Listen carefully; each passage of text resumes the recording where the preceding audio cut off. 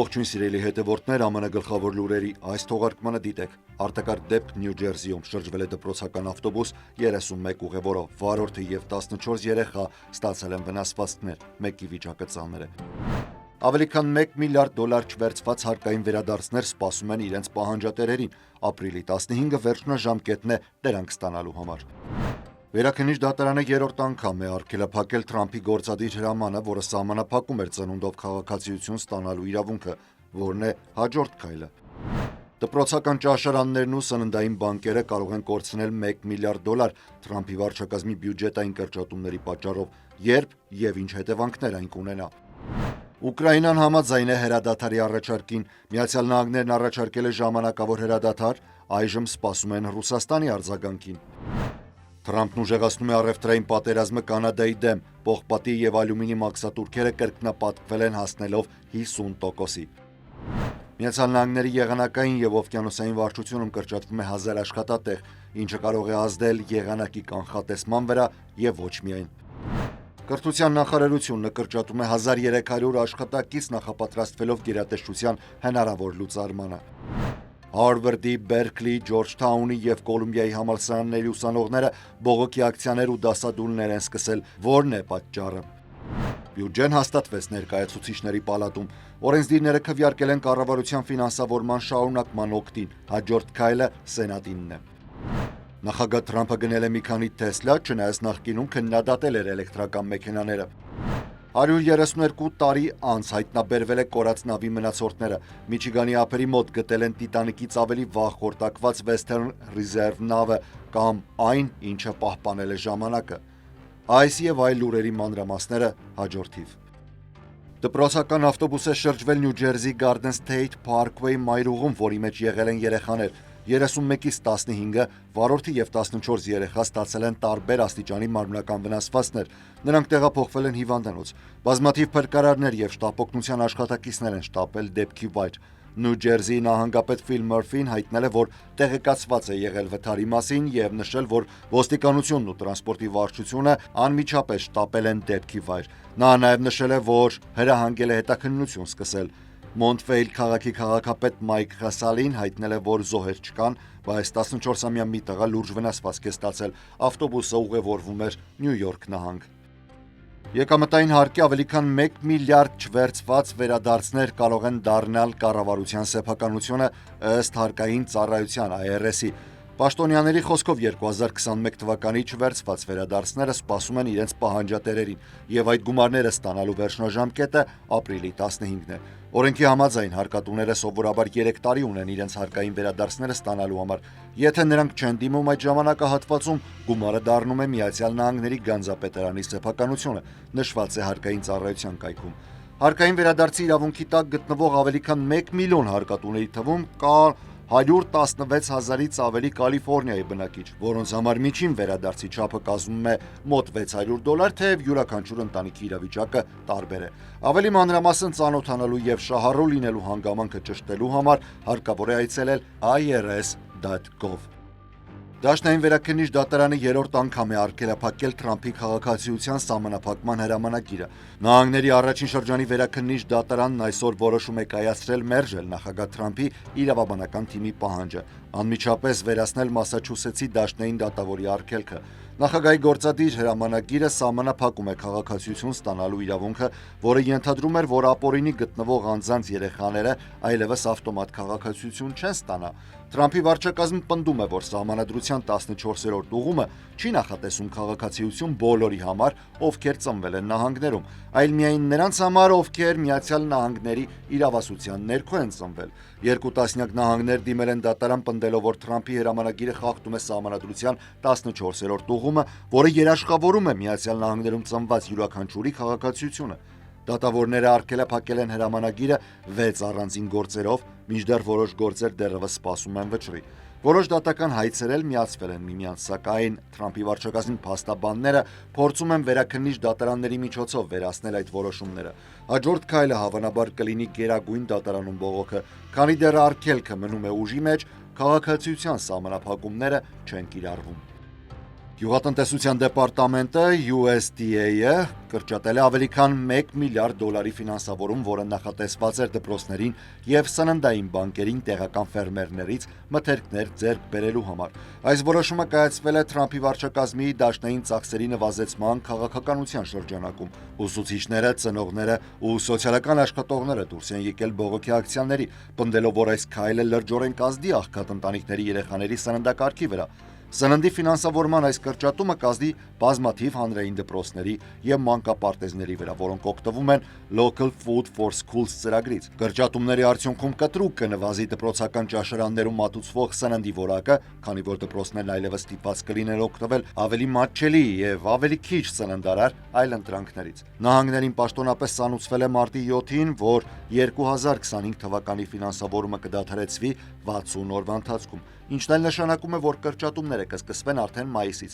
Բազմաթիվ նահանգային իշխանություններ եւ շահագրգիռ խմբեր փորձելու են հետաձգել կամ շրջանցել այս որոշումը, սակայն եթե այն իրականացվի, նահանգների բազմաթիվ դպրոցներ եւ սոցիալական կառույցներ ստիպված կլինեն կրճատել իրենց սննդային ծրագրերը։ Ուկրաինան համաձայնվել է Միացյալ Նահանգների առաջարկած ժամանակավոր հրադադարի հետ, այս մասին հայտարարել են Ռուբիոն եւ Վոլցը։ Այն ուժի մեջ կմտնի միայն այն դեպքում, եթե Ռուսաստանը նույնպես համաձայնի այդ առաջարկին։ Հիմա պետք է դիմենք Ռուսաստանին եւ հուսով ենք, որ նախագահ Պուտինը կհամաձայնի, որպեսզի այս գործընթացը սկսվի։ Հայտարարել է այս մասին նախագահ Դոնալդ Թրամփը, նշելով, որ աշխատակազմը պատրաստվում է քննարկել համաձայնագիրը ռուս պաշտոնյաների հետ։ Ուկրաինայի նախագահ Վոլոդիմիր Զելենսկին ընդգծել է, որ իր երկիրը պատրաստ է ընդունել այս առաջարկը եւ այն դիտարկում է որպես դրական քայլ։ Այժմ մնում է, որ Միացյալ Նահանգները համոզի Ռուսաստանին նույնը անել, եթե Մոսկվան համաձայնվի, հրադադարը կմտնի ուժի մեջ անմիջապես։ Ուկրաինան դեռևս փորձում է հաղթահարել այն լարվածությունը, որը ծագել էր Սպիտակ տանը Թրամփի եւ Զելենսկիի միջեւ։ Սաուդյան Արաբիայում կայացած բանակցությունները կարևոր քայլ էին այս լարվածությունը հաղթահարելու եւ Ռուսաստանի հետ հրադադար հաստատելու համար։ Պետքարտուղար Մարկո Ռուբիոն հայտարարել է, որ այս առաջարկը նպատակ ունի դադարեցնել կրակոցները եւ նպաստել ռազմական հակամարտության դիվանագիտական լուծմանը։ Միացյալ Նահանգների ազգային անվտանգության խորհրդական Մայք Վոլցն էլ հայտնել է, որ Վաշինգտոնը վերսկսել է Ուկրաինայի ռազմական եւ հետախուզական աջակցությունը կապված վերջին դրական քայլի հետ։ Նա նաև նշել է, որ բանակցությունների ընթացքում քննարկվել են Ուկրաինայի երկարաժամկետ անվտանգության երաշխիքները, սակայն չի նշել դրանց մանրամասները։ Հրադադարի համաձայնագրի ընդունման վերջնաժամկետ չի սահմանվել։ Ռուբիոն էլ նշել է, որ Միացյալ Նահանգները ցանկանում է արագ համաձայնության գալ, որպեսզի հնարավոր լինի անցնել արդեն խաղաղության երկարաժամկետ քննարկումներին։ Միաժամանակ, եթե Ռուսաստանը հրաժարվի բանակցություններից, Միացյալ Նահանգները կարող է պատժամիջոցներ կիրառել Մոսկվայի ֆինանսական եւ էներգետիկ հատվածների նկատմամբ։ ԱՄՆ-Ուկրաինա համատեղ համաձայնության մեջ նշվում է, որ բանակցությունների ընթացքում քննարկվել է նաեւ ռուսների կողմից առևանգված շուրջ 20,000 ուկրաինացի երեխաների վերադարձի հարցը։ Բացի այդ, կողմերը համաձայնել են ռազմագերիների փոխանակման եւ խաղաղ բնակիչների ազատ արձակման հարցում։ Քննարկվել է նաև ԱՄՆ-Ուկրաինա հանքային ռեսուրսների գործարքը, որը Թրամփը ներկայացրել է որպես անվտանգության անուղղակի երաշխիք Ուկրաինայի համար։ Չնայած համաձայնագիրը դեռևս վերջնականապես հաստատված չէ, կողմերը հայտարարել են, որ այն մոտ է ավարտին։ Թրամփն այսօր հայտարարել է, որ կրկնապատկելու է Կանադայից ներկրվող պողպատի եւ ալյումինի նկատմամբ նախատեսված սակագները 25-ից հասցնելով 50%-ի։ Այս որոշումը պատժամիջոց է Կանադայի Օնտարիո նահանգի կողմից Միացյալ Նահանգներին վաճառվող էլեկտրաէներգիայի գնի 25%-ով բարձրացման դեմ։ Օնտարիոյի վարչապետ Դագ Ֆորդն արագ արձագանքել է, հայտարարելով, որ Կանադան նահանջում է եւ չեղարկում է էլեկտրաէներգիայի վրա նախատեսված հավելյալ հարկը։ Միացյալ Նահանգների առևտրի քարտուղար Հովարդ Լատնիկը հեռախոսազրույց ունեցել Ֆորդի հետ, որը հույս է հայտնել, որ Միացյալ Նահանգներն էլ իր հերթին կչեղարկի 50%-անոց մաքսատուրքերը։ Մենք պատրաստվում ենք կառուցողական երկխոսություն ունենալ, ասել է Ֆորդը։ Թեև ընդամենը 1 օր առաջ նույն անձն ասում էր, որ առանց երկմտելու կարող է նույնիսկ անջատել էլեկտրամատակարարումը Միացյալ Նահանգների 3 խոշոր նահանգների համար։ Թրամփի վարչակազմը նոր զանգվածային կրճատումներ է սկսում եղանակի կանխատեսումների եւ մի քանի այլ գործականություններում։ Ազգային օվկիանոսային եւ մթնոլորտային վարչակազմում սկսվել է հերթական զանգվածային աշխատանքից ազատումների գործընթացը, որի շրջանակներում կրճատվելու ավելի քան 1000 աշխատակից։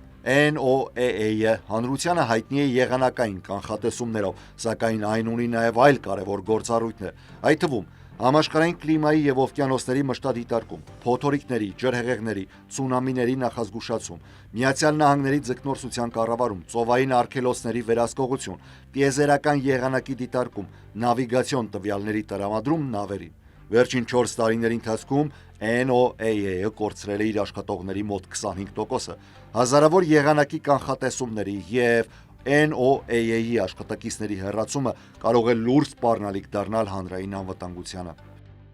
Կրթության նախարարությունը նախատեսում է կրճատել ավելի քան 1300 աշխատակից 4000 աշխատողներից, ինչը համարվում է նախապատրաստություն գերատեսչությունը փակելու ուղղությամբ։ Աշխատատեղերի զանգվածային կրճատումներ են սպասվում նաև վետերանների գործերի նախարարությունում, սոցիալական ապահովության վարչությունում եւ այլ գերատեսչություններում։ Կրթության դեպարտամենտը դադարեցնելու է նաև շենքերի վարձակալությունը Նյու Յորքում, Բոստոնում, Չիկագոյում եւ Քլիվլենդում։ Կրթության նախարար Լինդա Մակմահոնը հայտարարության մեջ նշել է, որ նախարարության վերջնական առաքելությունն է վերացնել ավելորդ բյուրոկրատիան եւ իշխանությունը փոխանցել նահանգներին։ Թրամփի վարչակազմի այս քայլը կարող է արմատապես փոխել կրթության քաղաքականությունը նահանգներում, նվազեցնելով դաշնային վերահսկողությունը եւ ուժեղացնելով նահանգների ազդեցությունը։ Սակայն դա առաջ է բերում նաեւ լուրջ մտահոգություններ կապված ուսանողների իրավունքների պաշտպանությանը, կրթական հավասարության եւ կրթական ծրագրերի ֆինանսավորմանը։ Միացյալ Նահանգների տարբեր համալսարաններում ուսանողներն ու դասախոսները շարունակում են բողոքի ցույցեր կազմակերպել, աջակցելով Կոլումբիայի համալսարանի ուսանող Մահմուդ Խալիլին, որին սպառնում է արտաքսում։ Խալիլին աջակցող բողոքի ակցիաները ծավալվել են Հարվարդի, Բերքլի, Նյու Յորքի, Ջորջթաունի, UCLA-ի համալսարաններում։ Կոլումբիայի համալսարանում, որտեղ սովորում է Խալիլը, ուսանողները դասադուլ են հայտարարել, կոչ անելով դադարեցնել նրա արտաքսման գործընթացը։ Մահմուդ Խալիլը Կոլումբիայի համալսարանի մագիստրատուրայի ուսանող է, որը դարձել է Պաղեստինի հարցերով բողոքի ակցիաների առաջատար կազմակերպիչներից մեկը։ Նախագահ Թրամփի ստորագրած վերջին ներգաղթի սահմանափակման հրամանագիրը թույլ է տալիս չեղարկել ուսանողական վիզան այն անձանց համար, ովքեր ըստ իշխանությունների մասնակցում են չափազանց քաղաքականացված ակցիաների։ Խալիլի փաստաբանները հայտնում են, որ նա Միացյալ Նահանգների օրինական մշտական բնակիչ է, գրին քարտ ունի, ամուսնացած է Ամերիկայի քաղաքացու հետ ու սպասում են առաջնեկի լույս աշխարհ գալուն եւ նրա ձերբակալությունը չի համապատասխանում ներգաղթի օրենսդրությանը։ Նրան այժմ պահում են Լուիզիանայի ներգաղթի կալանավայրում։ Սպիտակ տունն այսօր դժգոհություն է հայտնել, որ Կոլումբիայի համալսարանը հրաժարվում է օգնել դաշնային գործակալներին հայտնաբերել այն անձանց, ովքեր իշխանությունների կողմից որոնվում են որպես ապօրինի ներգաղթի դեմ պայքարի շրջանակում արտաքսման թիրախներ։ Սա տեղի է ունենում այն ժամանակ, երբ վարչակազմը շարունակում է պատժել համալսարաններին, դադարեցնելով նրանց դաշնային գիտահետազոտական ֆինանսավորումը։ Վաշինգտոնում լրագրողների ճեպազրույցի ընթացքում Սպիտակ տան մամուլի քարտուղար Քերոլայն Լևիտը հայտնել է, որ դաշնային իշխանությունները հետազոտական տվյալներ են օգտագործում նույնականացնելու այն մարդկանց, ովքեր ներգրաված են Իսրայելի դեմ ուղղված ցուցարարների շարքում, որոնց վարչակազմը համարում է հակասեմական տրամադրություններ ունեցողներ։ Նրա խոսքով Կոլումբիայի համալսարանին փոխանցվել են ցուցարարների անունները, սակայն համալսարանը հրաժարվել է համագործակցել ներքին անվտանգության դեպարտամենտի հետ նրանց նույնականացնելու հարցում։ Այսօր ներկայացուցիչների պալատը հաստատել է բյուջետային օրինագիծ, որը կֆինանսավորի դաշնային գործակալությունները մինչև սեպտեմբեր, խուսափելով կառավարության մասնակի փակվելուց։ Այն ընդունվել է 217 կողմ, 213 դեմ ձայներով։ Հաջորդ քայլն ավելի բարդ է լինելու։ Սենատում օրինագծին անհրաժեշտ է առնվազն 8 դեմոկրատի աջակցություն, որպեսզի այն ուղարկվի Թրամփի ստորագրմանը։ Օրինագծով սահմանվում է բյուջեի կրճատում 13 միլիարդ դոլարով ոչ ռազմական ծախսերից եւ պաշտպանական բյուջեի ավելացում 6 միլիարդ դոլարով։ Ընդհանուր պետական ծախսերն անցնում են 1.7 տրիլիոն դոլարը։ Չի ներառում սոցիալական ապահովության եւ մեդիկերի միջոցները, որոնք ավտոմատ կերպով են ֆինանսավորվում։ Եթե օրինագիծը ձախողվի, կառավարությունը կփակվի։ Դեմոկրատները պնդում են, որ դա կլինի իշխող քաղաքական թիմի պատճառով, որովհետև հանրապետականներն առաջ են տանում իրենց քաղաքական շահերը։ Սենատում օրինագիծը պետք է ընդունվի մինչև ուրբաթ կեսգիշեր։ Ջորջիան առաջին անգամ կարող է լրացուցիչ ֆինանսավորում տրամադրել դպրոցների ցածր եկամուտով աշակերտների կրթության համար, սակայն առաջարկվող 28 միլիոն դոլարը շատ ավելի քիչ է, քան անհրաժեշտ են համարում կրթական ոլորտի փորձագետները։ Ջորջիայի ներկայացուցիչների պալատը 171 կողմ եւ 4 դեմ ձայների հարաբերակցությամբ հաստատել է բյուջեն, որը նախատեսում է 37.7 միլիարդ պետական ծախսերը եւ ընդհանուր 73.1 միլիարդ հաջորդ ֆինանսական տարվա համար, որը սկսում է հուլիսի 1-ից։ Ջորջիայի 40-ամյա K-12 կրթական ֆինանսավորման համակարգը ապահովում է լրացուցիչ միջոցներ այն դպրոցական շրջաններին, որոնք ցածր գույքային հարկերի պատճառով քիչ հարկային եկամուտ ունեն։ Սակայն դեմոկրատները եւ կրթական փորձագետները պնդում են, որ պետությունը պետք է ուղղակիորեն ավելի շատ գումար տրամադրի ցածր եկամուտով ընտանիքների աշակերտներին։ Ջորջիայի 625,000 աշակերտները ապրում են աղքատության պայմաններում, եւ այս գումարը մեկ աշակերտի համար կազմում է մոտավորապես $45։ Սակայն փորձագետները պնդում են, որ յուրաքանչյուր աղքատ աշակերտի համար առնվազն $1000 լրացուցիչ ֆինանսավորում է անհրաժեշտ, ինչը կկազմեր 625 միլիոն ողջ նահանգում։ 45 նահանգ եւ Կոլումբիայի շրջանը ավելի շատ գումարներ են հատկացնում աղքատ աշակերտներին, քան Ջորջիան։ Պալատը նաեւ 141 միլիոնից կրճատել է նոր վաուչերային ծրագրի ֆինանսավորումը $46 միլիոն, քանի որ առաջին տարում այդքան մեծ պահանջարկ չի սպասվում։ Վաուչերները կլինեն $6500 արժեքով եւ կարելի կլինի ծախսել մասնավոր դպրոցների կամ տնային ուսուցման վրա։ Ավելի քան 2000 Նյու Յորքի բանտապահներ, որոնք ապօրինի լքել էին իրենց աշխատանքը, հեռացվել են աշխատանքից եւ արգելվել են նրանց պետական այլ աշխատանքներ զբաղեցնել։ Այս մասին հայտարարել է նահանգապետ Քեթի Հոքուլը։ Այս քայլը ձեռնարկվել է 3 շաբաթ տևած ապօրինի գործադուլից հետո, որը լուրջ ճգնաժամ էր առաջացրել Նյու Յորքի քրեակատարողական համակարգում։ Ավելի քան 10,000 բանտապահ ժամանակին է վերադարձել աշխատանքի։ 6000 ազգային գվարդիայի ծառայողներ, որոնք ներգրավել էին գործադուլի ընթացքում, դեռևս տեղակայված են բանտերում։ Հոքուլը ներկայացրել է բանտային համակարգի բարեփոխման նոր պլաններ, սակայն միևնույն ժամանակ ստորագրել է հրամանագիր, որը արգելում է գործադուլին մասնակցած եւ հեռացված բանտային աշխատակիցների ընդունումը որևէ պետական աշխատանքի։ Գործադուլը խախտել էր Նյու Յորքի օրենքը, որը արգելում է պետական ծառայողների գործադուլները եւ այն չի ստացել միության պաշտոնական թույլատվություն։ Թրամփը Տեսլա է գնել։ Այս քայլը նախագահը բնորոշել է որպես հավատարմություն ընկերության գործադիր տնօրեն Իլոն Մասկին։ Սակայն Թրամփը տարիների ընթացքում բազմաթիվ անգամներ քննադատել է էլեկտրական մեքենաները։ Նախկինում արված մի քանի հայտարարություններից մեջ բերենք։ Էլեկտրական մեքենաների մոլուցքը իմ քաղաքական թշնամիներին է նման։ Բոլոր նրանք, ովքեր ցանկանում են ոչնչացնել մեր նախկինում հզոր Միացյալ Նահանգները, թող այրվեն դժոխքում։ Նրանք հեռու չեն հասնում եւ դրանց գինը չափազանց բարձր է։ 2024-ին, երբ Մասկը սկսեց սատարել Թրամփի նախագահական քարոզարշավը, նա հայտարարեց. «Ես էլեկտրական մեքենաների կողմնակից եմ եւ պետք է լինեմ, քանի որ Իլոնը շատ ուժեղ աջակցում է ինձ»։ Այսօր Սպիտակ տան մոտ էին Tesla Cybertruck-ը եւ ընկերության 4 այլ մոդելներ, ու նախագահը գնել է բոլորը, որոնցից կօգտվեն աշխատակազմի անդամները։ Վերջում մի նավի մասին, որը 20 տարի առաջ մինչև Տիտանիկը փոխեց պատմությունը, համարվում էր տեխնոլոգիական մեծ նվաճում։ Western Reserve անունով նավը ամբողջությամբ պողպատից կառուցված առաջին բեռնատարներից էր։ Այս 300 ֆիտ, մոտավորապես 91.4 մետր նավը համարվում էր ամենաապահովներից մեկը եւ նրա սեփականատերը Փիթեր Մինչը այնքան էր վստահում նրան, որ 1892 թվականի օգոստոսին կնոջն ու երեխաներին տարել էր ամառային ուղևորության։ Սակայն անսպասելիորեն աղետ է տեղի ունեցել։ Օգոստոսի 30-ին, երբ նավը մտնում էր Lake Superior-ի Whitefish Bay հատվածը Միչիգանի եւ Կանադայի միջև, փոթորիկ է սկսվել։ Քանի որ նավը դատարկ էր եւ ջրի վրա բարձր էր կանգնած, այն ավելի խոցելի էր։ Նավը ճեղքվել է եւ խորտակվել։ Զոհվել էր 27 մարդ, այդ թվում մինչ ընտանիքը։ Միակ փրկվածը Հարի Ստյուարտն էր, որը 1.6 կիլոմետր լողալով հասել էր ափ։ 132 տարի անց 2024 թվականի հուլիսին մեծ լճերի նավաբեկությունների պատմության հետազոտողները գտել են Western Reserve-ի մնացորդները Միչիգանի վերին թերակղզու ափերի մոտ։ Այս բացահայտման մասին հայտարարվել է միայն օրերս Ghost Ships ֆեստիվալի ամենամյա միջոցառման ժամանակ, որը տեղի է ունեցել Վիսկոնսինում։ Այժմ ընթանում են հետազոտությունները։ Այսօրվա լուրերից նախատեսել էինք այսքանը, ես Հարություն Մինասյանն եմ, շնորհակալ եմ ուշադրության համար։ Առողջ եղեք։